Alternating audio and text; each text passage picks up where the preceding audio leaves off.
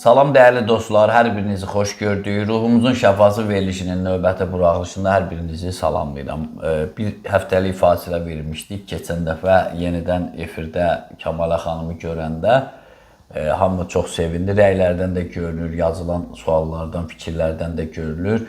İnşallah vacib bir səbəb olmasa biz verilişi dayandırmaq fikrimiz yoxdur. Yarın olacaq hacırında təbii ki, saxlamaq məcburiyyətində, çünki elə verilişlər olmur. Amma yenə də ola bilər təbiətdə, rayonlarda, filanda olanda çəkək, ya Kəmalə xanım özü nəsə çıxış edib qoyar. Amma hər halda bizə də istirahət lazımdır. İyun ayı gəldi, qoy gözəl gəlsin, düşərli gəlsin. Müəyyən qədər isti olsa da mənim sevdiyim aydır. Enerjili aydır.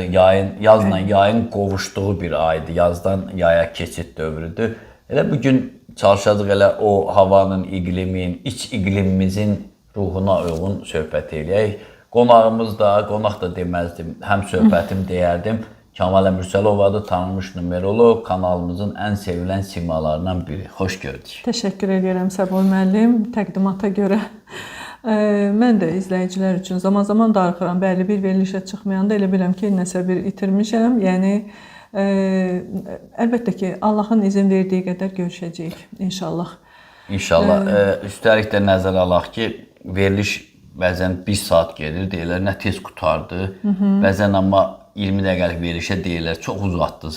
Deməli, bu 1 saat onlara az görür. Səbul müəllim, onlar bunu deyir. Hətta bəzi yazmışdı, gündəlik verəsiniz. O boyda bizdə enerji yanır. Gündəlik deyirəm ki, yox da, bu hər şeyin öz ritmi, vaxtı var. Yəni, o qədər sevirlər sizi. Vaxt yoxdur da. Vaxt məsələ.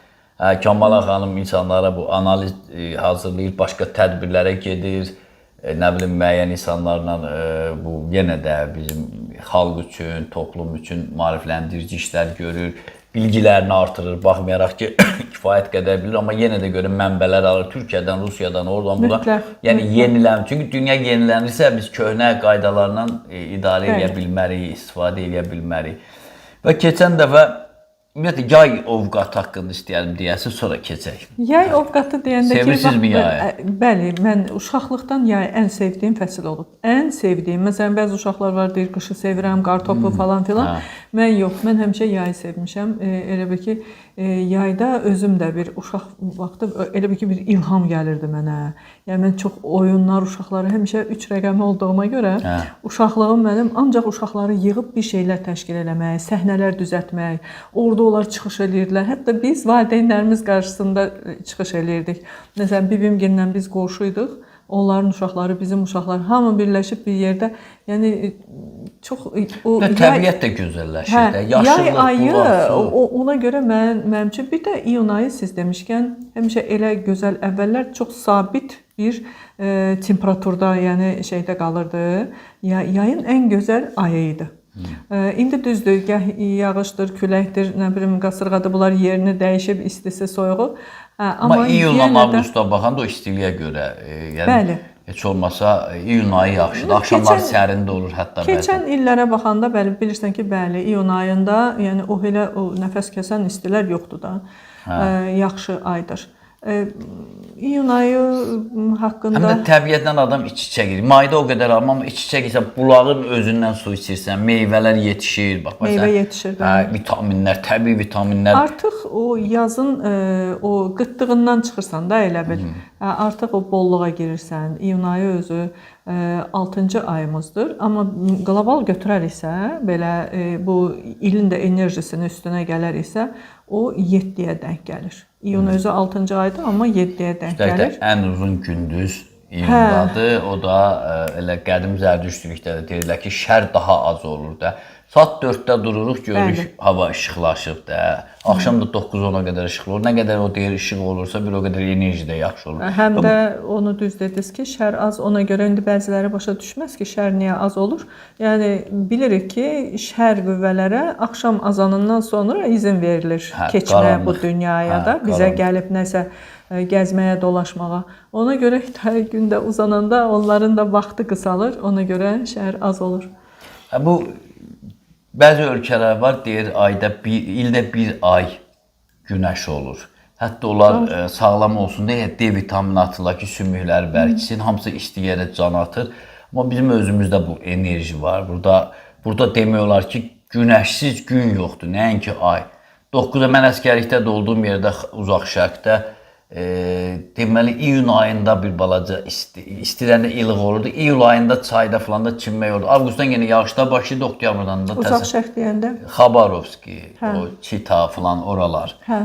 Həmin orada yəni o günəşi görə bilmirdik. Ancaq o yayda bir ay, 2 ay, amma burada o çoxlu enerjini qazanmaq da bir Allahın lütfüdür də bizə, yəni ki, bu yerdə yaşamaq, bu yerdə o günəşin enerjisini, şərq insanı deyilir, işlək olur, yorulmur.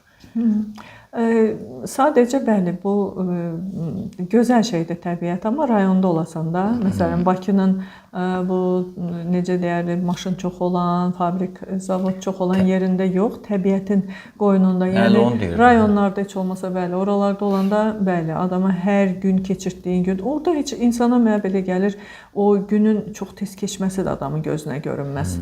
Elə belə ki, təbiətlə təmasda olarsan. İnşallah mən 7-ci ay olmağından bir-iki kəlmə deyim ki, iyun ayında əgər 7-yə dəh gəlirsə iyun ayı qlobal olaraq, dünya üzrə olaraq, yəni əlbəttə ki, hər kəsin özünün iyun ayında özünün hesablaması var. İndi ona qayıtmaq istəmirəm, amma 7 rəqəmindən ümumiyyətlə hamı üçün olan Allahla təmas... 6-da, iyun 6-dır. Bəs illə bərabər hesablayanda, ilimizin əgər qlobal, bütün dünya üçün əgər 1-dirsə, o zaman bizim ayımız 7 olmuş olur. Və mən oradan gün də hesablasam, tutaq ki, hansısa günü, bu günü, onu da onun üstünə gələcəm, həmən günün enerjisi olacaq. Ona görə. 7 rəqəm. Bəli, 7 rəqəmindən danışırdım. 7 rəqəmi özünüz bilirsiniz ki, 7 təpə çakradır, 7 təkamüldür, mənəviyyatdır, spiritualizmdir. Yəni 7 nəyi təmsil edirsə, o işlə məşğul olarsak daha yaxşı olar. Burada dövrəyə girir nə? Dualar. Burada dövrəyə girir. Yəni o demək deyil ki, əylənməyin, heç ara getməyin. Yəni heç olmasa şükür və bağışlanma dualarını yaddan çıxartmayaq. Bu əslində hər kəsə lazımdır. Hansı çakrada olursan ol, hansı rəqəmdə olursan ol, sənə Allahla təmas lazımdır. Yəni uşaqlarınıza, bax valideynlərə də sözüm, hətta bir 25-30 yaşında övladı olan valideynlərə də kiçik vaxtda öyrətmədiyiniz şeyləri heç olmasa onlar böyüyəndən sonra öyrədin. Mən analizlərdə bunu görürəm. Uşaqdan soruşuram ki, Allahla təmasın necədir? Uşaq deyəndə 25 yaşı var. Deyir ki, mən dindar deyiləm. Amma onun dindarlığa dəxli yoxdur ki, sən bir yaradan var da. Deyirəm ki, başa salıram əlbəttə ki, səbirlə onu başa salıram, özüm də öz səbrimə məəttəl qalıram. Əgər orada Allahdan söhbət gedirsə, mən orada susa bilmərəm. Yəni, onu başa salıram, o görəndə də ki, o başa düşdü, çox da məmnun oluram. İnşallah ki, yəni hər kəs qəbul edirlər Səbuhi müəllim. İndi hələ bir nəfər ya 2 nəfər olar ki, qəbul etməyib, sonradan o da peşman olub, yəni belə qəbul edib. Sözüm ondadır ki, bunu əgər ana uşağa uşaqlıqdan başa salarsa, lap olsun 3 yaşından uşağa başlayıb bir qarışqanı göstərib onun Allah tərəfindən yaradıldığını balaca deyərsə, uşaqda artıq bir təəssürat yaranar. O deməz ki, ümumiyyətlə heç Quranda yazılanlara da inanmıram. Yəni, həddə bax. Deyirəm, sən xəbərin varmı ki, Amerika bütün dünyadan müsəlman xocalar alıb, onlara küllü miqdarda pul verib, Quranı açdırıb, oradan öngörülər eləyirlər. Amma sənin də başını yastığa qoyurlar ki... İdarə etmə mexanizmini öyrənlər, bəli. Bəli. Sən də orada yatırsan, deyirsən ki, Qurandır da, oxuyaram, oxumaram, yəni. Bunları etməyin. Mənim sözüm əslində o 25 yaşındakılara da deyil heç, onların valideynlərinədir. Elə bir övlad böyüdün ki, onun heç nəyə də olmasa Allahla təması olsun. Mən belə başa salıram. Deyirəm, bax, ütünü biz taxırıq, onun işləməsi üçün toka taxırıq ki, bu ütü işləsin. Yoxsa işləməz, özü öldür orada. Sənin də işləməyin üçün bir belə elə bir ki, sən də bir ütüsən. Sənin işləməyin üçün sənin bir provider, bir taxılan bir yerin olmalıdır. Bir təmasın olmalı. O təmas da Allahdır. Sən əstəğfurullah gedib Allah olmayan başqa bir yona da taxıla bilərsən. Yəni, sən yolundan azarsan, özün də xəbərin olmaz. Ütü də yanar. Fəxrlə, bəli, ütü yanar. Elə bir yanar ki, yəni hələ bu dünyada da yanar. Onları təmin eləməyə də sizin kimi adamlar bəzən çatdıra bilməz. Mənim kimi insan aydınlaşdıran, Ütü 3 saat aydınlaşdıran olmur. Vallahi olmur. Onun üstündən keçib gedirlər elə belə. Hətta alladırlar, ütünün bəzi vacib detallarını götürürlər ki, düzəldəcək, Yox, qaçırlar. deyir ki, bax filan şeyləri elə sonra üstündə durub onu başa salmır ki, niyə elə də? Mən onu belə elə bir sübutlarla, elə bir göstərdiyim kimi şeylərlə başa salıram ki, bax bunu etməsəm bu olar. O yüzden bax hər şey ona görə indi yadıma düşdü ki, bütün rəqəmlər, bütün çakralar, hər bir şey hansıdır, necədir, olduğundan asılı olmadan hər kəsə Allahla təmas lazımdır. Yəni sözümü ora gətirirdim ki, hər ayda təmas lazımdır Allahla. Hər ayda, istər iyun olsun, istər iyul, istər avqust. Amma indi əgər iyun 7-yə denk gəlirsə, biraz bağışlanma və şükrü artırsınlar. Yəni ayrı nə deyə bilərəm? Baxın, əgər sizin həyatınızda biraz daha dərinə gedəcəm. Həyatınızda tutaq ki, il ərzində qarşıma bir məqsədlər qoyursan ki, bunu mən edəcəm də, bunu mən etmək istəyirəm. Tutaq ki, bu aydan o aya qoyursan da 7-ci ay səni məcbur eləyəcək ki, onu edəsən. 7-ci ay səni elə bir enerjiyə çatdıracaq ki, deyəcək bunu et. Çünki 7 həmişə o sistemin sənin üçün qoyduğu sınağı sənin qarşına gətirməkdir onun məqsədi. Yəni 7 həmişə, hətta biz 7 illərində də belə olur. Məsələn, il enerjim 7-dir tutaq ki. Gəlir, doğrudan da baxırsan ki, elə bir sınaq çıxır ki, sınaq deməyək də, mənim etmək istədiyim işi məni elə bir şəkildə hazırlayıb sistem qarşıma çıxardır ki, mən onu eləməməkdən başqa çarəm qalmır. Elə sonra da Allaha şükür eləyirəm ki, nə yaxşı ki, sistem bunu çıxartdı mənim qarşıma. 7 budur. 7 yəni hansısa bir yolla olsun səni Allaha aparan bir yoldur. Əzizləyicilər, ola bilər kimsə diqqətli qulaq asmır, 7 deyəndə mən də ona görə o sual verdim. Ay 6-cı ayda bir də 2026-cı ilin numeroloji rəqəmi 1-dir. Onun ikisini toplayıb deyə 7 deyir. Bəzən orada bəzi insanlar deyir 7-ci ay deyil axı, belə sual verə bilərlər. Yox, diqqətlə qulaq assalar bilərlər. Bir də bir icazə verin, biraz özümü də təbliğ edeyim ki, iyun ayının haqqında bizim kanalda iyun ayı necə gəlir adlı video var. Orada da planetar quruluşun hərəkətinə görə müəyyən təhlillər aparmışam. Ümid edirəm ki, ona da baxarsınız. Ötən vaxtı bir də Kəmalə xanımın nömrəsi gedir efirdə. Kimisə sözü, sovu olsa, mesajı olsa WhatsApp vasitəsilə əlaqə saxlaya bilər. Ötən dəfə anons vermişdik, cəmaət gözləyir, pulla bağlı. Məsələn, kimsə deyir, mən maaş alıram. Normaldır, normal maaş alır, amma deyir, birdən fikirləşəm ki, mənə qəfildən 1 milyon gəlsin, mən onu xərcləyə bilmərəm, deyir, mən stres çəkirəm. Bəziləri deyir ki, hələ istəsən, indi 2000 alırsan, indi yavaş-yavaş bir aya, 2 aya işimiz alınsa, tender tutsaq 10.000 alacaqsan, deyir, mən strestəyim ki, 10.000-i mən neyniyəcəm? Bax, təsəvvür indi, niyə insanlar çox pul olmağından qorxur? Bəziləri qorxmur, o nədən doğulur, necədir? Bəli, olur o. O təkcə rəqəmlərlə bağlı deyildir. İnsanın uşaq vaxtı bilinci altına yığdığı qıtlıq bilinci ilə də əlaqəli ola bilər. Hətta o qıtlıq bilincinin içərisində həm neqativə, həm pozitivə yükləyən insanı bir şeylər var. Məsələn, qıtlıq bilinci olur ki, amandır pul qazana bilməsəm ailəm möhtac qalar. O zaman o daha çox pul qazanır, əzmkar. Aman eləsi də olur ki, deyir ki, aman pulum çox olsa xəstələnərəm, övladıma nəsə olar. Yəni, nəsə bir bədəl ödəyərəm də. Sanki, bax, qıtlıq bilinci budur. Bu da bunun negativi. Və yaxud da, bax, pulum çox olar, mən onu hara xərcləyərəm görəsən. Birdən pis işlərə qurşanaram. Birdən pis işlərə qurşanaram. Birdən, nə bilim mən, Allah alar ağlımı əlimdən. Axı, bizə belə ötürülüb. Ən çox da yaşlı nəsil belə görüb, belə eşitmişik. Bir də kim pulludur deyirlər, o düz adam deyil. O çox pis şeydir. Pul bizə pis tərəfdən göstərilib ancaq. Amandır pulun adını çəkməyin, ayıbdır. Pulu verin, çox yaxşıdır. Pulu almaq çox pisdir. Ondan sonra abırsız kimi sayılar. Pul istəmək ümumiyyətlə pis bir şeydir. Yəni, belə deyək də, puldan söhbət düşəndə, yəni elə həmişə bizə çatdırıblar ki, pulu verdinsə əlindən getdi. Artıq sən o pul sənə qayıtmaz. Yəni burada çox yəni pul qazanmaq çox çətindir. Belə artıq bilirlər bunu ki, buna aid çox böyük şeylər var. Düzdür. Pul, mən o tərəfdarı deyiləm ki, pul asanlıqla gəlir. O necə uzmanlar bu dəqiqə bəzi uzman deməyək də dırnaqarası uzmanlar, yəni pul sənə hər yerdən gələr. Pul sənə asanlıqla gələr. Yetər ki, o pulu istəməyə bacarasan. Yetər ki, nə bilim mən onu ona doğru gedəsən. Onu sən öz həyatına çəkməyə bacarasan. Yəni bu deyil axı. Mən çox da gündə 100 dəfə manifest edeyim, ay nə bilim mən pulu çağırım, gedim güzgün qabağında durum deyim, mən zənginəm. Bu da deyil. Bu da deyil. Burada çox önəmli bir nüanslar var. Onlardan ən birincisi yenə hara gedəcək? Keçmişə.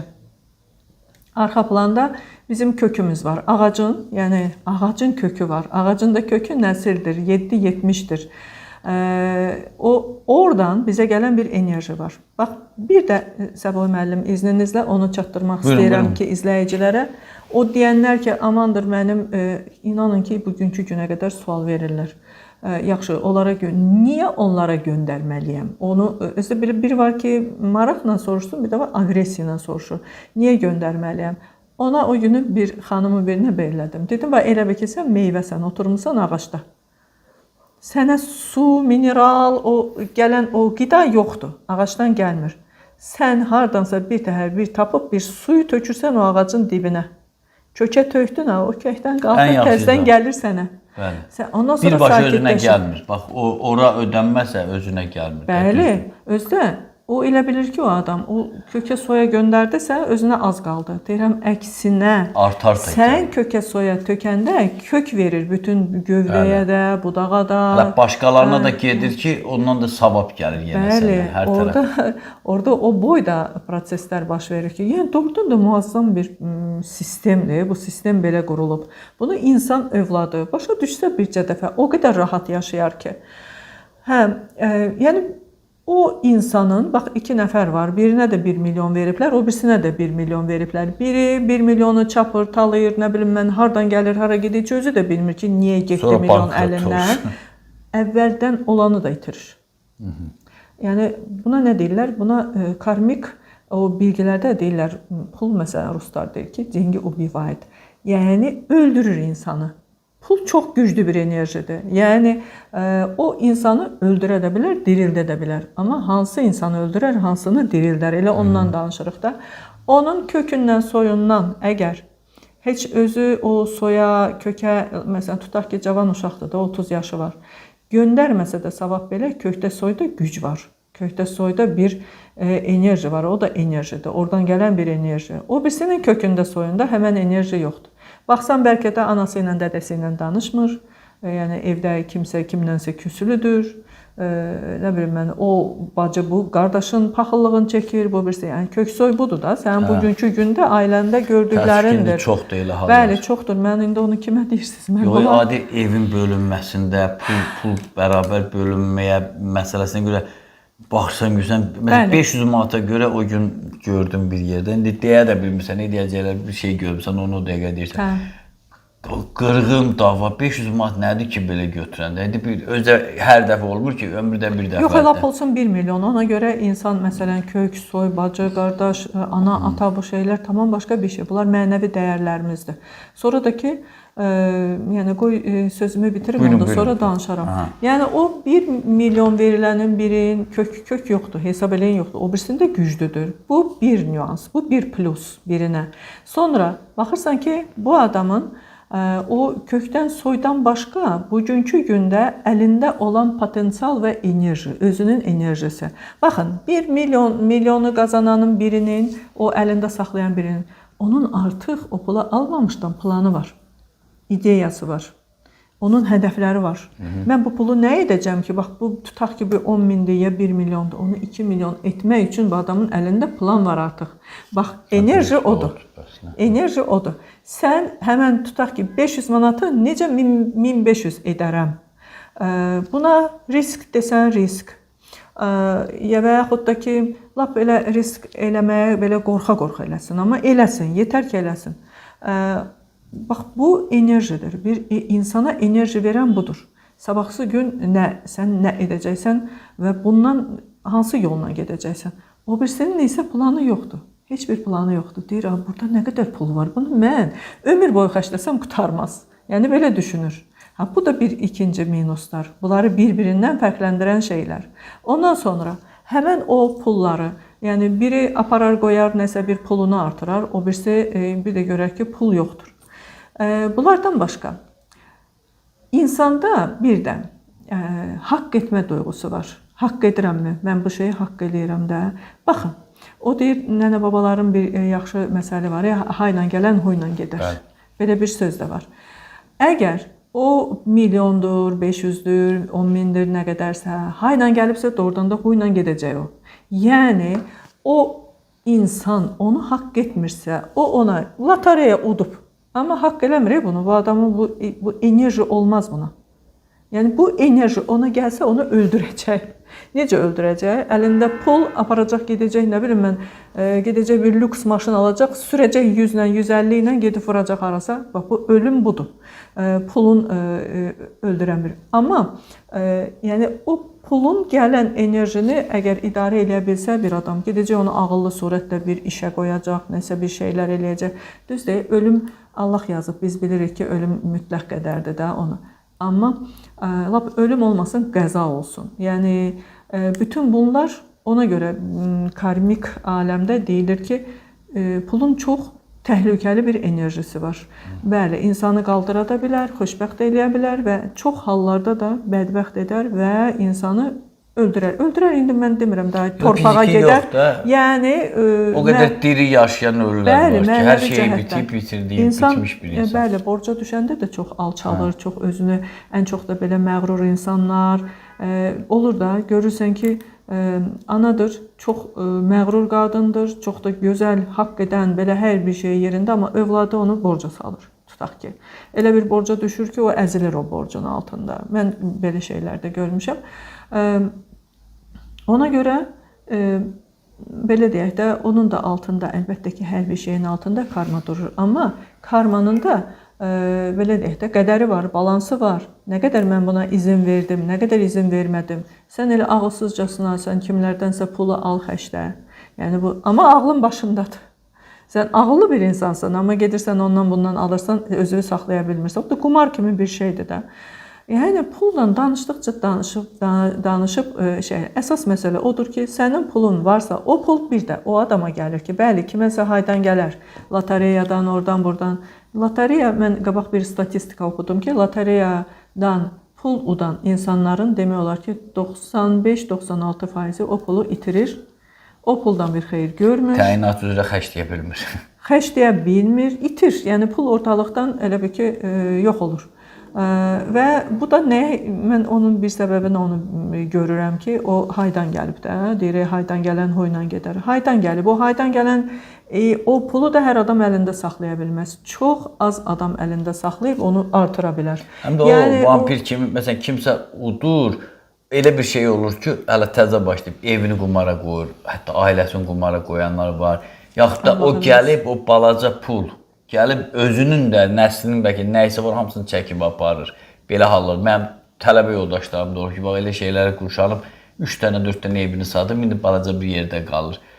Amma numerologiyada onun o şeyi göstərilir, rəqəm göstərir ki, bu adam, bax, məsələn, ana kul var, hansından ki danışacaq, 8 desə, o adama, bəli, o adama oradan deyilir ki, sən nə etmək zorundasan? Özüvə patok, yəni bir... Təkan. Yox, belə deyək, kanal. Özüvə pul, para kanalı açmalısan. Yəni ki, oradan həmişə pul qazana biləsən. Belə bir. Biri var ki, maaşa işləyəsən, biri var ki, kimsə, məsələn, tutaq imkanlı atan var, qardaşın var, onlar verir sənə. O adamların əlində pul olur zaten, amma biri də var ki, öz kanalını açırsan. Öz kanalını açırsan, oradan həmişə sənə pul gəlir. O da bizdə rəqəmlərdə görünür. Və o adam onu açmadıqca, həmişə borcun içində olur. O ziyana gedir. Bir şey də deyim, bu ziddiyyətdə çıxmazmı? Məsələn, deyirsiniz, haqq etmir də onu. Yəni, hayla gəl, huyla gedir deyirsiniz. Məsələn, bəs o deyən adamlar bəlkə ondan qorxur. Mən bu bilmir, onu neyiniyəcəm? Mən gəlsəm, mən neyiniyəcəm? Bəlkə ondan qorxur ki, onun şeyi yoxdur da, qarşısında heç bir hədəfi yoxdur. Onun qarşısında görürsünüz, necə özünə o qədər arxayındır. Məsələn, mənə bu dəqiqə 1 milyon gəlsə, mənim bir A, B, C, D planlarım var. Hələ bəs eləməz. Bəs eləməz, Allah haqqı. O qədər planlarım var ki, mən bundan nə edəcəm? Tək o pul gəlsin, mən ondan hətta o A-nın yanında bir balaca bir A-sı da var. Tutaq ki, filan bir iş görüb ondan bir heyvanlar üçün böyük bir sığınacaq açaram. Məsələn, bu belə şeylər. O görünənə gəlib 500 min ödəyir. Yox, öncə, yəni böyük bir plan, ondan sonra onun yanında onu kiçiklikdən başlayıb xırdadan onu eləmək olar. Yetər ki, o səmərəli bir iş görən insanın əlinə düşsün o pul. O ona görə qorxur ki, bəli, burada da yenə rəqəmlər dövrəyə girə bilir. Bir insan məsələn 6 rəqəmi olarsa o gələcəkdən qorxar, necə addım atacağından qorxar. Aman yaxşımı edəcəm? O işi görə biləcəmmi deyən bir hisslərdə, duyğularda olur o altılar və o da bax o da ona sövq edə bilər ki, o qorxar. Yox. Addım ata bilməyən insanlar var bax o barədə. Və yaxud da ki, deyəcək çox da yox. O əlində bir 10.000 pul var. O 10.000-i bilməz ki, nə etsin. Hara məsələn desən ki, ona elə bir şey elə ki, oradan heç olmasa sənə ayda bir 200-300 manat gəlsin ya 400-500 manat gəlsin. İnan ki, o bir dənə ortalığa bir ideya qoya bilməz. Ona görə qorxur o ki, yəni bax belə deyirlər də ona. Öz deməli hədəflərini realizə edə bilməyən insandır o. Öz hədəflərini ortalığa qoyub, bütün o potensialı, o pulu, paranı, yəni o 1 milyonu realizə edə bilməz, bu adamın əlində partlayacaq. Yəni o bizdə deyirlər başında partlayacaq. Yəni ona görə də o biri gəlir, nəsə itirir də bu pulu. Həmin o adamda həmin o qorxu hissləri var ha. Həmin o qorxu hissləri o birincisi, yenə deyirəm, o da bilinçaltından gəlir. Yəni bizim 95% bilinçaltı əgər bizi idarə edirsə, bilinçlə biz nə görürük? 5-7% bilincimizdə işlədirik. Ona görə də bilinçaltı da o qədər komandalar verir ki, bunu elə, onu elə, bunu elə. Güya qoruyur da bu adamı. Amandır sən əli vurma, heç bir işlə məşğul olma. Amandır sən yəni borca düşərsən. Sonra amandır nə bilim kimsə səni qibtə eləyər, səni gözləyər, yıxılarsan, ölərsən, xəstələnərsən. O qədər belə şeylər var ki. Yəni o şeylər ortalığa çıxarsa, yəni səbəblər çoxdur. Burada dövrəyə yenə rəqəmlər girir. Orada bir rəqəmi də ola bilər. Bir rəqəmi adətən addım atmağa qorxur. Əgər pozitivdədirsə atar. Özünə güvənən, pozitivdə olan insanlar olur bir rəqəmindən atar. Amma elə ki biraz hardansa ya çakrasında biraz negativ var, ya biraz karması var. Biraz deyəndə ki məsələn ya o tərəfdən ya bu tərəfdən karması varsa adam qətiyyən addım atmaz. Deyər yox. Amandır ataram ya gedir 100 dənə adamdan soruşar ki bu addımı atım ya atmayım. O sizə müraciət edən insanlardan da xeyli sayda olur zaman-zaman. Belə şeylər soruşurlar, yoxsa daha çox pulu necə qazanım, nə bilim vəzifəyə necə gedim? Yox, o da məsələn filan iş mənə təklif ediblər ki, Amalə xanım, məsələn qadındır da, birdən karması var. Gedimmi, getməyimmi? Bir dənə xanım var idi. Ondan bir il biz ondan mən onu dedim özdən mən dediyimi ki üstündən keçdi. İnanmaq yaxşı şeydir. Yox, o inan məsələsi deyildi. O xanım çox çətin vəziyyətdə idi. Ailəndə o momentdə yoldaşı işləmirdi və belə deyək də ona iş təklif eləmişdilər, amma işə pul verməli idi, girməli idi. O özünün də qəpiyi də yox idi. Dedi kredit götürüb girəcəyik. Hardasa ona elə bir pul istəmişdilər. İşdə mənasız bir işdir. Qadın özü də bir enerjisi. Gedib elə belə mənasız bir işdə işləyə bilən adam deyil. Getdisə, kiminsə əlinin altında işlədirsə, istəyir qadın olsun, erkək ya qadın fərqi yoxdur. O gedəcək orada bir aydan sonra deyəcək, mən nə qələt elədim, bura gəldim və oradan çıxma. İnanın ki, necə demişdik, necə danışmışdıq, özü də məndən razı idi ki, bəli, düz deyirsiniz, amma ayrı alacım yoxdur, gedəcəm bu işə. Getdi, gedəndən sonra da peşman oldu, indi də zaman-zaman paslarla fikirləşir ki, oradan mən necə çıxım, hara keçim, qoy heç olmasa o verdiyim pul çıxsın burada. Yəni bir maaş kimi də ayda o. Heç olmasa o çıxsa, ondan sonra mən burada bir gündə dayanmayacağam. Yəni bunu o numerologiya deyir də, deyir ki, getmə. Sənə orada xeyir yoxdur. Bir başqa, yəni tələsim bir qadınları özdə indi söz açılıb deyim, hələm-hələm yerdə köklənə bilmirlər. Əgər birdən karma varsa, bir kök çakradır da. Onlar bir yerə gedib burada işləyim, burada özümü göstərim, addımlar atım, nə bilim, yəni nəsə bir qabaqda gedən bir adam olub edə Ailəyə də bilmirlər. aiddir yəqin ki. Ailədə də. Məsələn, mən görmüşəm, işin tez-tez dəyişən çoxu ailədə də dura bilmir. Belə də olur, amma siz işdən danışırsınız. O ailə, məkan o dörddür. O birin ən çox işə aiddir. Bəli, rəqəmlər var da. Sadəcə orada ünsiyyət var, ona görə deyirəm ki, orada da insanların ünsiyyəti buradadır. Var. Ola bilər o işin ünsiyyətidir. Ünsiyyət bunlar istəmirlər də ki, onlara kimsə desin ki, bunu buradan götür, ora qoy. Yəni bu sən burada Tab olmaz. Məsələn, bir qadından heç vaxt katibə olmaz. Bir qadından heç vaxt xidmətkar bir işçi olmaz. Yəni ən azından elə bir işi olmalıdır ki, heç kimdən asılı olmasın, özəli öz başı olsun. Yəni mən bunu dəfələrlə gördüm də. Amma iki qadını harda olsa işləyər. Xidmət sevir də, hə, aydındır. Bir də numerologiyada ana xətt, yan xətt deyilən bir şeydən də danışırlar. Biz bunu çox az danışmışıq, səhv eləmirəmsə. Demək olar ki, demişik, adını çəkmişik, amma danışmamışıq. Ötən verilişdə də. O bilirsiniz niyə danışmamışıq? Orada çakraların, hər çakranın özünün hərfləri var. Onu biraz, məsələn, indi biz ondan danışası olsaq, siz gərək o tablonu bir dəfə ekranda vermişdik, yenə də verəsiniz. ekranda verərik. Hə, onu gərək tablonu verəsiniz ki, orada hər adam ola bilsin ki, bəlkə kimsə birinci dəfə baxacaq bu verilişə.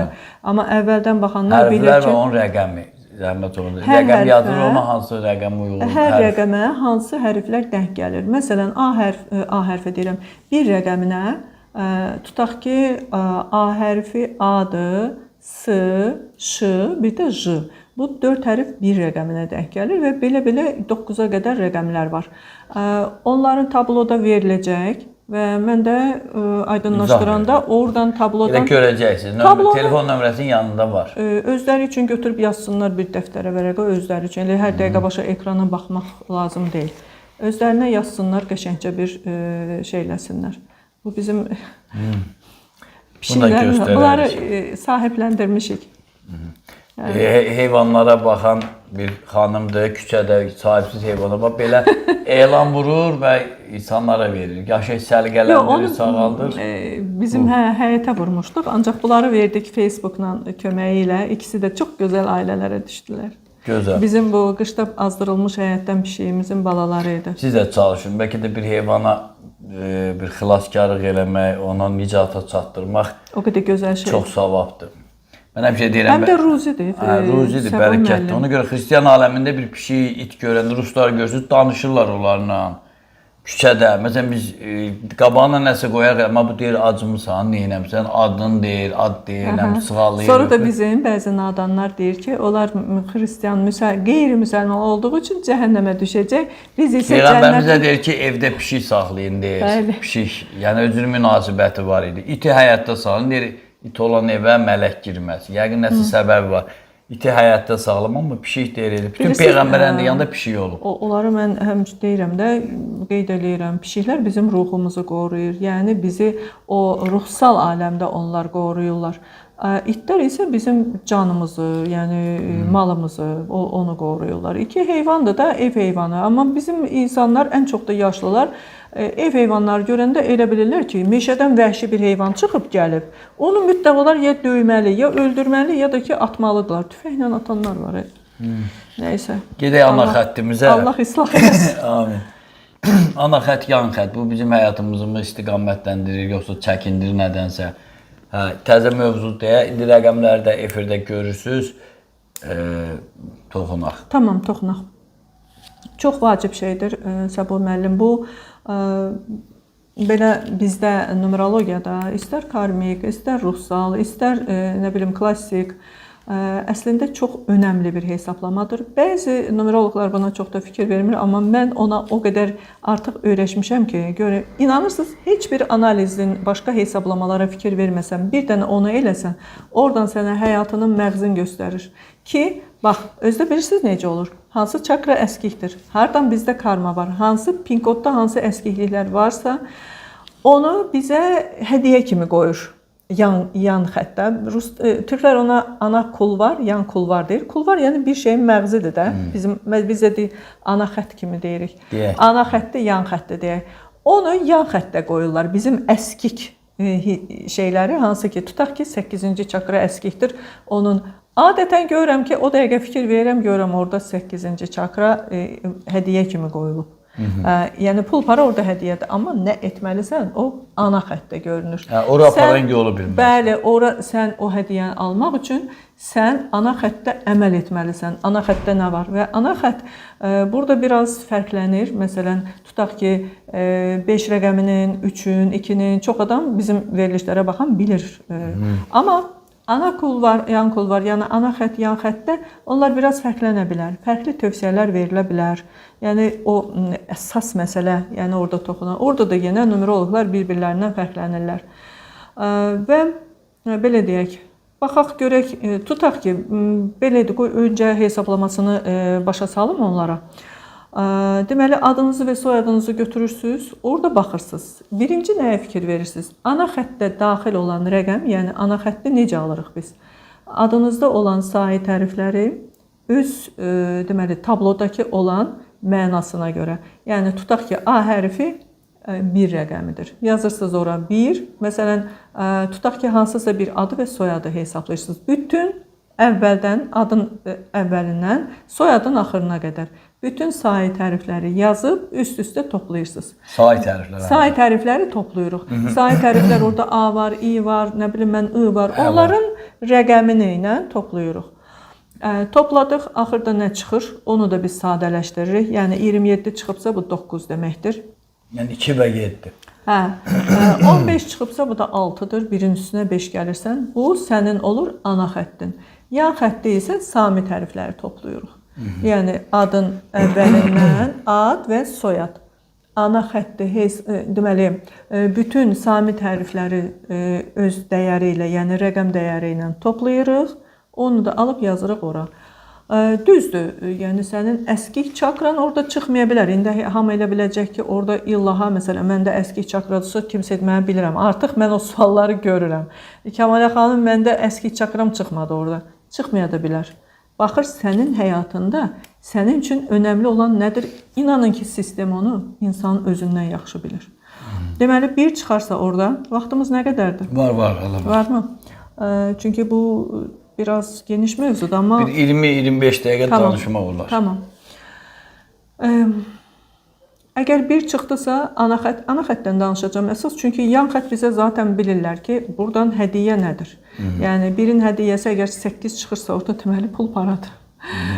Yəni, düzdür, bəzi rəqəmlər var ki, onun dəyərini bilməyə bilərlər. 1 çıxdısa, ana xətt, lap əgər israrlı olarlarsa, yan xəttdə də gələn dəfə deyə bilərik. Yan xəttdə nə var, nə yox. Yan xətt nə deməkdir? Hələ ki, bunu izah edin. Orada yan xəttdə bizim, mən həmişə deyirəm ki, numerologiya mühakimədir. Mühakimə nədir? Məsələn, orada 2 çıxıb. Sən orada deyə bilərsən ki, həm 2 sevgidir, şəfqətdir, mərhəmətdir. Sonra nə deyə bilərsən? Sənin elə bir mühakimən olmalıdır ki, sən oradan o 2 ilə nə edə bilərsən? Həmin adama nə deyə bilərsən? Sən o adam biraz dərinə getsən, 2 rəqəmi yedirmək, içirməkdir. Məsələn, mən o qədər gördüm ki, həmin adam kafe, restoran işlətmək istəyir. Soruşuram ki, kafe, restoran işlətmək heç ağlından keçibmi? Deyir, o boy bütün ömür boyu arzum olub.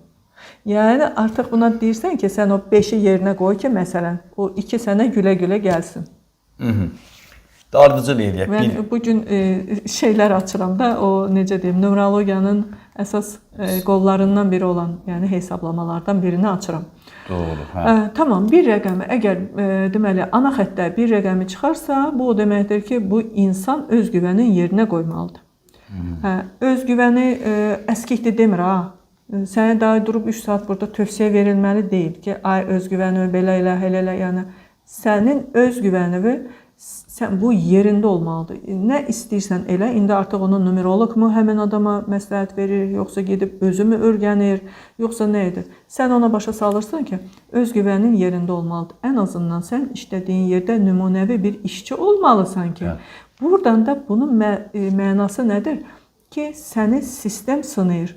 Görək bu necə işləyəcək? Adicə bir dənə sınaq çıxardılar. Mən həm də analiz etdiklərimə əslində onu mən belə bir hədiyyə kimi verirəm. Sınaq və zirvə illəri verirəm. O sınaq və zirvə illərində o dəqiqə görünür. Bu adamın qarşısına neçə dəfə sınaq çıxır. Bax, birdən, bir rəqəmindən problemi olan adam, onu etmək zorunda olan adamın qarşısına sistem neçə dəfə zirvə deyirəm, sınaq illərində çıxardıq. Deyir ki, nə sınağı çıxacaq? Deyirəm ki, nəyisə ya iş cəhətdən olanda görünür, sevgidən olanda görünür.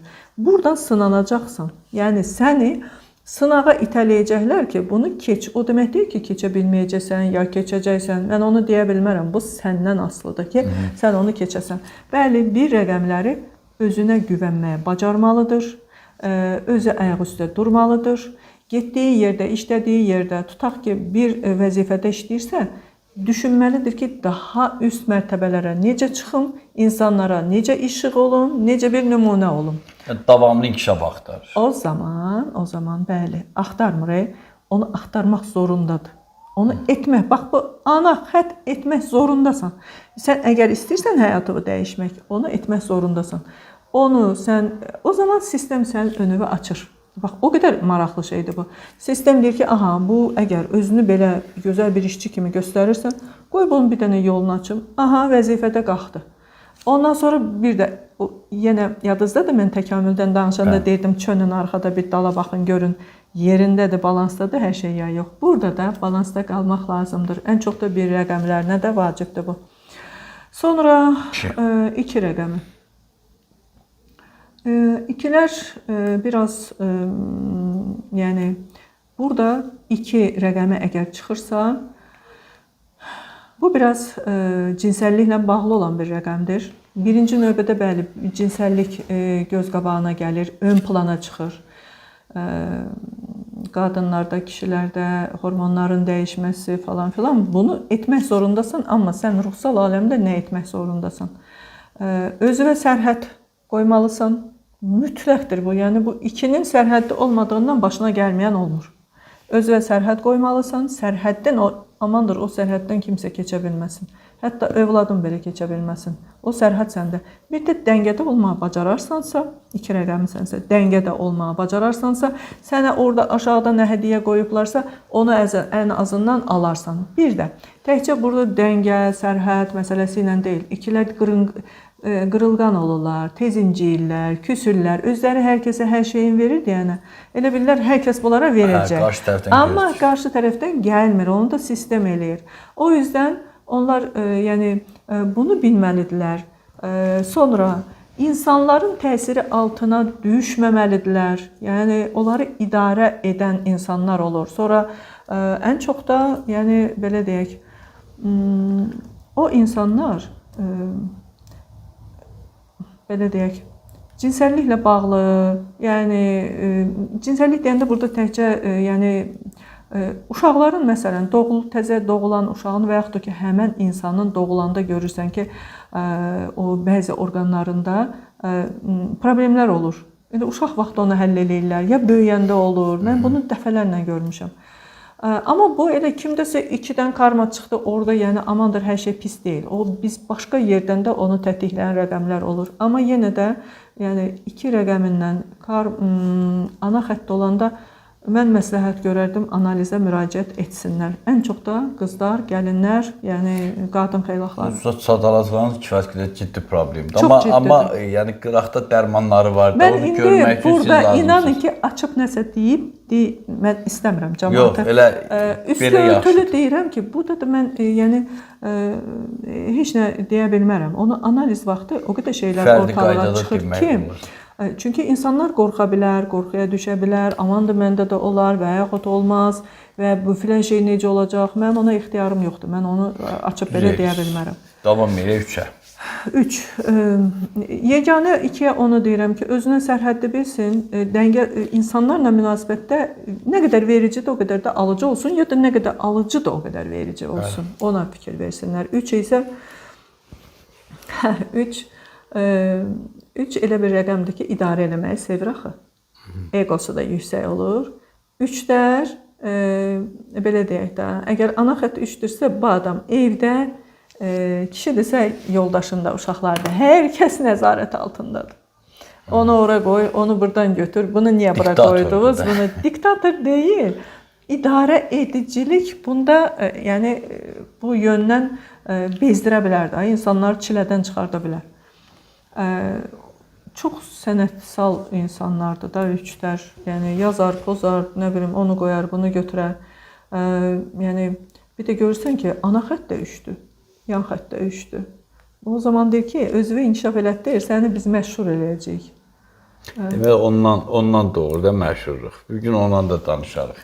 Hansı rəqam adam necə məşhur? 3 yan kulvarda çıxanda məşhur, mən də 3-dür. Məşhurlaşırsan. Yəni görünürsən artıq. Yox, adam görürəm dişi ilə dırnağı ilə gəlir, amma adam bax bəlkə bu o rəqəmdir ki, qəfildən ucalırlar. Bir ay içində çox populyar olurlar. Yox. Ayrıca yox, adi bir şeydir. O Qarabağ. Elə, bax o 3 var ha, 3 ana xətt var ha. O deyir ki, özünü inkişaf elətdir. Özünü, bax biz sənə güc vermişik. O güclərdən istifadə elə, əl işləri, rəsm çəkmək, oynamaq, oxumaq, yemək bişirmək, nə bilim, onlar heyvanları çox sevərlər. Ondan sonra bir də idarəçiliyi qoy bir qırağa. Hətta iş yerində onlar çox idarəçi olduqlarından işçiləri bezdirə bilən bir insanlar ola bilərlər. Onu yerbəyer eləmək lazımdır. Orada yəni əlbəttə ki, mən bu dəqiqə bütün nüansları saymıram. Yəni ən əsas şeyləri deyirəm. 4. 4 rəqəmi. 4-lər 4-ün boynunda əməli başda ana xətt 4-dürsə, onlar səbirsiz olacaq.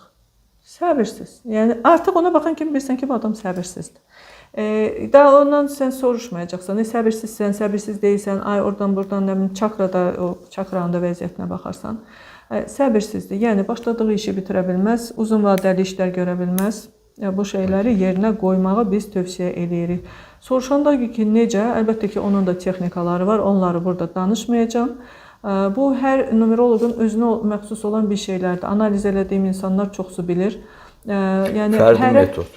Hərə bir şey orada məsləhət verə bilər. Amma 4 rəqəmi, yəni qəlb çakradır. Orada həm də sağlamlıqla əlaqəlidir, idmanla əlaqəlidir. Bir də ən əsas şey ona deyəcəm ki, 4-lər fədakar olmasın. Olmasın. Deyir ki, olmayın da. Yəni fədadan kar görmək. Yəni özünü fəda eləyir ki, oradan kar görün. Görün mənasara gedir, çıxır. Aydındır. O da ki, heç nə. 5. 5 rəqəmi çox vacibdir. Həddən artıq. Çünki 5 əgər ana xətdirsə, sən bağımlı ola bilərsən, yəni asılı ola bilərsən. Asılı nədən? Kişi xeylalıdırsa, yəni %90 məndə görmüşəm ki, analizdə içkidən, siqaretdən, nə bilim, düzdür, çox az miqdarda olub ki, uyuşdurucudan, stressdən, işindən, gücündən asılı olan insanlar var. Yəni insan münasibətlərindən. Asılı bilirsiniz nədir? Yəni bir dəfə siqaret çəkər uşaq. Bax, o qədər önəmli bir şeydir. Əgər övladınızın ana xətti 5-dirsə, o zaman nəyə fikir verməlisiniz? Uşaq bir dəfə siqaret çəkər, ona öyrəşər. Bir dəfə içki içər, öyrəşər. Qətiyyən və qətiyyən deməli, içki onlara yasaqdır. Negativ şeylərdən uzaq tutmaq lazımdır. Negativ başqa, məsəl üçün, içki, siqaret yasaqdır. Bir qurtum belə qoymasın. Ağzına qoysa, bəli, vərdiş. Bax, ay sağ ol, sözü yaxşı dediniz ki, vərdiş, adət, vərdiş halını ala bilər. Bundan başqa 5-in şeyləri çoxdur əlbəttə ki. Onlar da stressə görə dəngə saxlasınlar. Stressə görə dəngə saxlasınlar. Bəs 6 həddən artıq mükəmməliyyətçi olur, ana xətt 6-dırsa. Məsələn, çakrada 6 əskik çıxması, burada 6 çıxması tamam başqa-başqa şeylərdir. Mükəmməliyyətçi olur və öz doğulduğu belə ailəyə tənqid hissi ilə baxa bilər.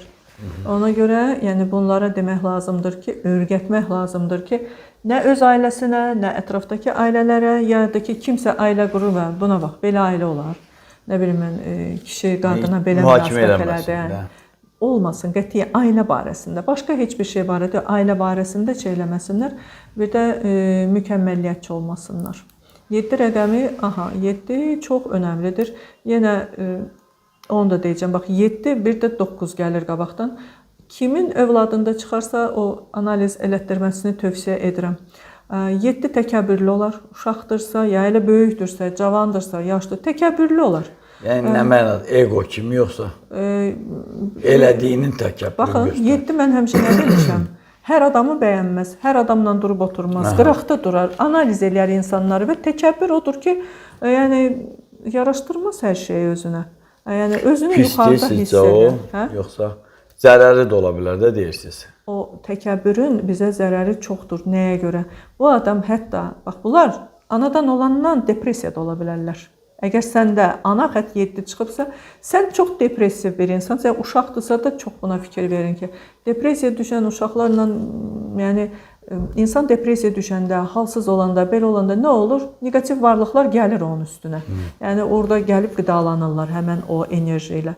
Ona görə bir də bunların 7-lərin keçmişi qəbul eləmə, bu günə təslim, gələcəyi təvəkkül, bax o 7-də onu inkişaf elətdirmək lazımdır.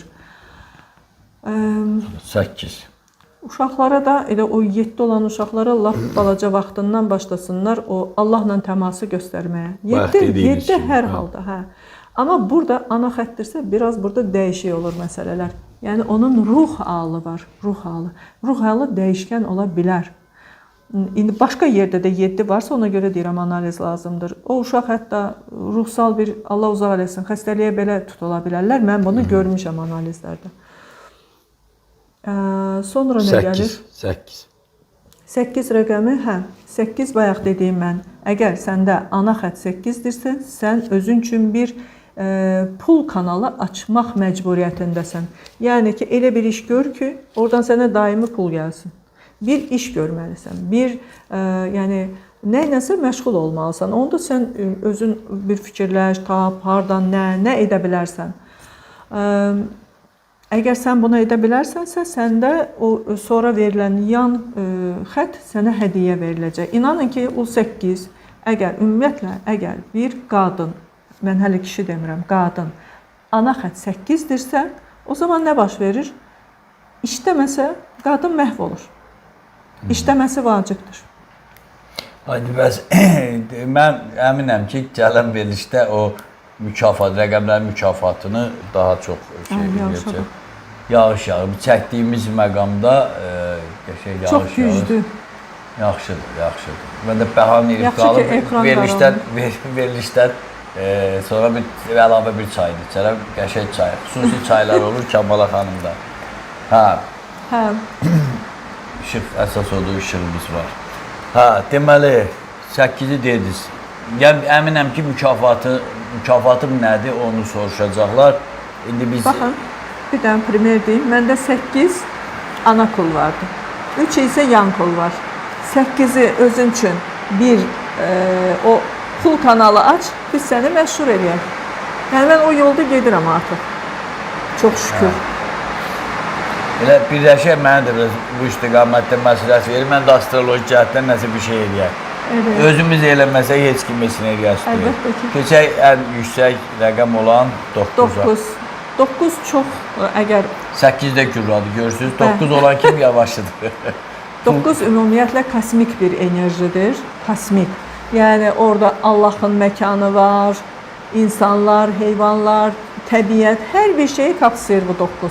Ona görə onlar şəfaatçıdır, amma ana xətt 9-dursa, bax, izləyicilərə deyirəm, kimin evladında çıxırsa, özündə çıxırsa mütləq müraciət eləsin. Nəyə görə deyirəm? Mən heç vaxt heç kimə demirəm ki, amandır, analiz elətdirin, yəni isə, amma bu 9 fəsadları çoxdur. Niyə? Ana xətt 9 olanda, biri var çakrada 9, 9-dan karma, onlar elə biraz yumşaq olur, amma ana xətt 9 olanda bu uşağı, bu insanı negativlər özünə çəkir. Məsələn, evdən çölə çıxdı, gedir, harda narkoman, Allah uzaq eləsin, alkoqolik və yaxud da yolunu azan bir insanlar var. Bu enerji onlara tərəf aparır onu. Mən demirəm, o da gedib onlara qoşulur. Ondan danışmıram. Bəlkə də xilas da edə bilər, amma hər halda çəkir də. Mən nə deyirəm, o xilas eləməyə gedir. Gedir, mən o analiz elədiyim insanların içərisində, məsələn, özü dini çox gözəl bilir, gedir dinsizlərə, pastayanla özlədir ki, mən niyə bunların içərisinə mən gedib elə bir sürüklənirəm? Səbəbsiz deyil də. Amma gedir, öyrədir, evə qaydanda nə cürə qayıdır? Böyük bir aqressiya, böyük bir necə deyim, Ya da içəri əldən girir. düşmüş, enerjisi sorulmuş. O heç, onu qoyduq bir, gecə yaxşı yatmırlar onlar. Allergiyaları olur, baş ağrı, göz ağrısı olur, boyun ağrısı olur. Bu qadınlarda da olur, kişilərdə də. Gəlib evə gəlir, hardasa 1 saat ərzində evdəkiləri birinə qışqırar, biri ilə dalaşar, o birisinə aqressiya falan. Sonra sakitləşər. Çünki çöldən gətirdiyi o neqativ, bir də bədənsiz enerji varlıqları var ha. Astraldan yol açıqdır. Onlar pastayanı gəlirlər, 9-un üstündədirlər. Bədənsiz enerji varlıqları onun üstündə evdəkilər, bəlkə evdəkilərdən də kimsə şəfaçı var. Çünki bir ailədə olur bir neçə. Olur. Onlar inanın ki, 2 insan güya dalaşır, amma onların üstündə olan bədənsiz enerji varlıqlardır dalaşan. Və əlbəttə ki, əziz izləyicilər, onun bizdə çarəsi var. 9 olanlar, 7 olanlar, 2 olanlar müraciət edə bilər.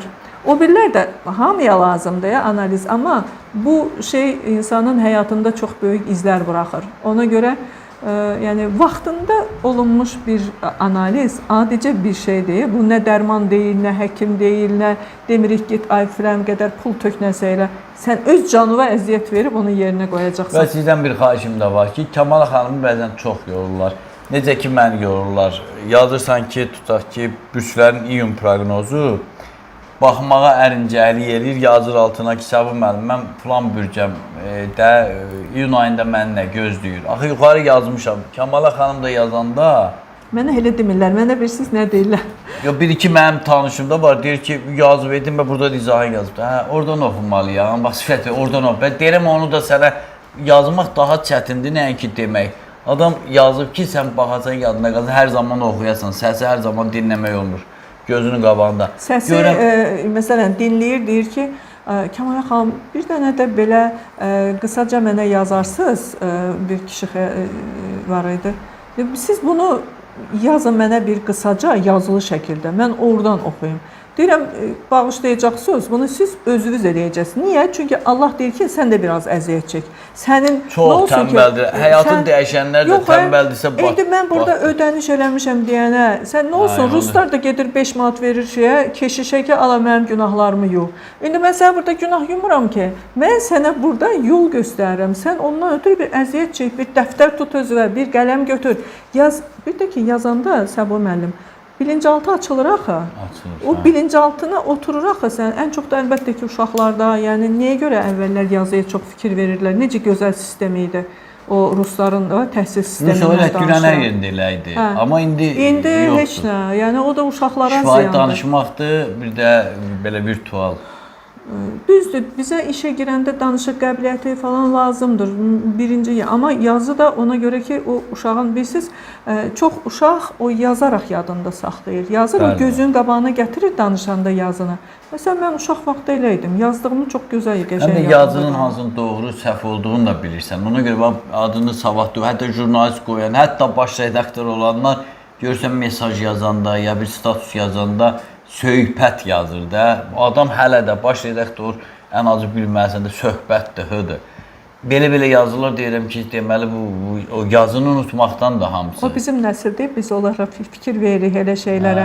Artıq bir 10 ildən sonra heç onlara fikir verən olmayacaq. O Rafael Nadoşun bir səhnəciyi var. Biri Şəhrizaddır, biri də xandır.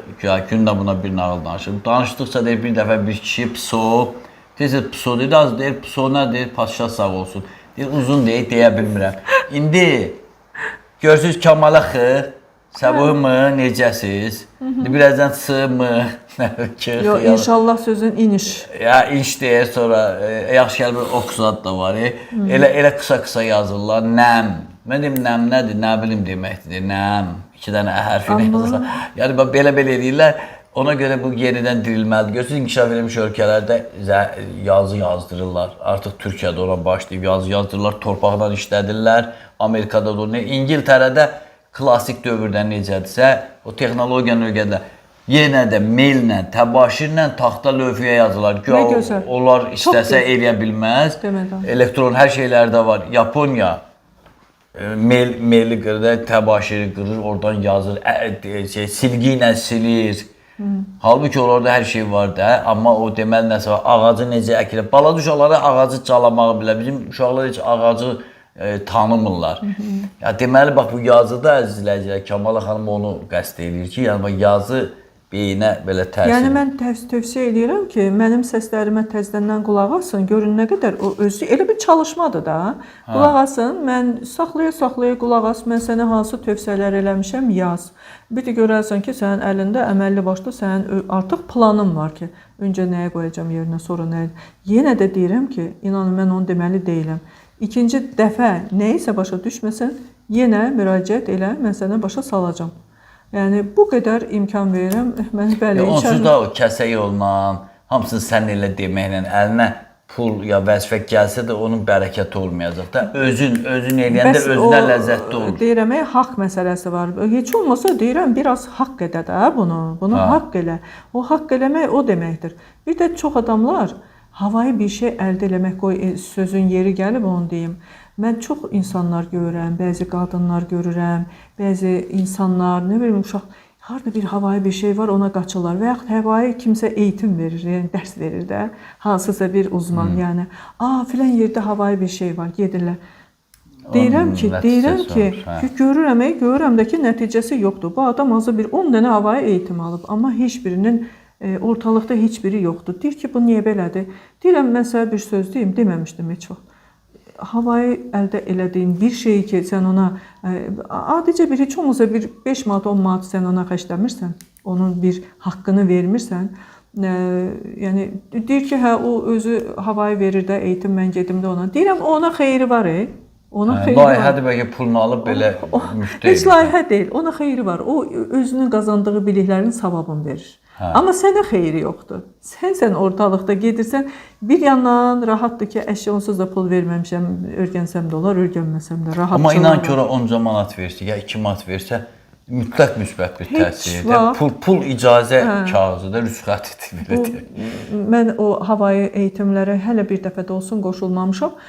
Düzdür, endirimli ola bilər. Amma mənim həmişə qulağımda nənəmin, Allah rəhmət eləsin, sözü qulağımdadır ki, o qadını mən də xoşlayırdım uşaq vaxtı danışdırmağa, keçmişdən, yəni o kökdən, soydan. Deyirdi ki, bizim nəslimizə havayı bir şey əldə eləmək düşmür. O mənim elə bir ki, beynimdə qalıb da. Yəni o onu deyir həmişə ki, bizə havayı bir şey düşmür. Deməli sınayıb. Yəni o vaxtda keçmişlər nənələr çox müdrik idilər, hər şeyi bilirdi. Məsələn, götürmüş də yadlarında da saxlayırlar. İndi belə deyən uşaqlar heç məni qane eləmir. Nə bilim, elə belə də olar. Nəysə, bədbinliklə qutarmayaq, nikbin notlarla qutaraq. Əsas odur, pul var. Bizə də Allah qabiliyyət verir. Sadəcə qabiliyyətlə o pulun enerjisini Kəmala xanımı dinləməklə biz onu tapa bilərik və o istiqamətə yürüyə bilərik. Sağollaşın, bu yayın ilk yağış da bir əlamətdir. Yayın bu gözəl, yazın, iyun ayının gözəl ilk buraxılışında ürək sözlərinizi deyin, yekunlaşdıraq. İnşallah, mənim həmişə birinci sözüm odur. Allahla təması əldən verməsinlər. Allahla öz dilimizdə danışsınlar, ürəkləri istədiyi kimi. Bir də, bax, insanlar çox vaxt karma deyə həyatı zəhər edirlər özlərinə. Amandır, buradan düz elədim, oradan belə keçdim, karma belə öldürdü, nəminə. Vallah, niyyətlə əməl düz olanda, yəni sizin məqsədiniz Allaha yaxınlaşmaq olanda elə yaxşı olur hər şey. Özünüzə həyatı zəhər eləməyin, biraz rahat yaşayın, özünüzə biraz rahatlıq verin, həyat gözəldir. Bəli, razıyam. Çox sağ olun Kəmala xanım. Çox sağ olun. Mən də xeyli rahatlıq tapdım. Ocaq kimidir adam gələndə. Mən səmimi deyirəm. Yalana xoş gəlsin deyə demirəm. Mənim xasiyyətimi bilirsiniz. Adam belə rahat. Hətta bəzən belə deyirəm, danışam, mən deyirəm, mürgülüyəm. Sualları yazıb qoyaq qabağına, o da danışam, mən mürgülüyəm. Çox rahat oldum. Şəxsən mən rahat oldum. Əminəm ki, siz də rahat olacaqsınız. Veriliş boyu Kəmala xanımın telefon nömrəsi, WhatsApp nömrəsi efirdə gedir, müraciət edə bilərsiniz. Kəmala xanımın YouTube kanalı da var. Orada möhtəşəm videolar nümayiş etdirilir. Orada abunə olun, aktivləşdirin. Sürətli aktivləşir, amma biraz da aktivləşir. Onu mən də. Çünki təbiətə çıxacaq yaydır, ora-bura, Səfalı Göyçay rayonumuzdandır. Başqa yerlərə gedirlər, Qubaya gedirlər. Məsələn, dağlıq yerlərdən onun ətəyində belə görəcək şəlalənin bir yanında yenə də karmadan danışdı, rəqəmlərdən danışdı, sizlərə təqdim elədi. Yəni, abunə olanda onu ancaq görə bilərsiniz. Mən düşünürəm ki, belə də davam eləyin. Əgər ruhunuzun şəfalanmasını istəyirsinizsə, burada sizə göstərdiyimiz xidmətdən yararlanın. Sağ olun, salamat qalın, elə yaşayın ki, ruhunuz həmişə şəfalı olsun. Sağ olun.